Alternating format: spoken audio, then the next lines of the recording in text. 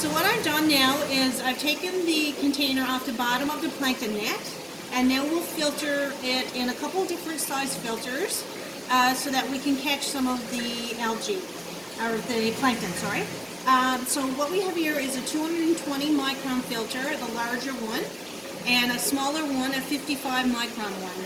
So what we normally would do is we would put the larger filter on top, and we would filter that through the sample through that filter. So that will collect any sample, any large sample of plankton, and the bottom one will collect anything that's a smaller plankton.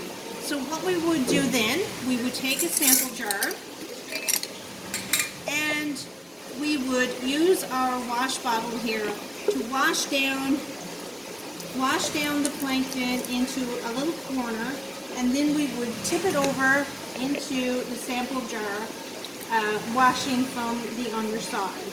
So once we get all that sample out and into a sample jar, we would then fix it with 10% formalin so that we can bring it back to the lab and look at the plankton sample under a microscope.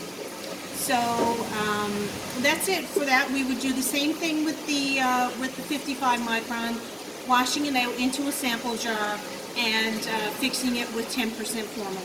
So that's it for the actual collection of the sample. So we'll have a look at it under the microscope.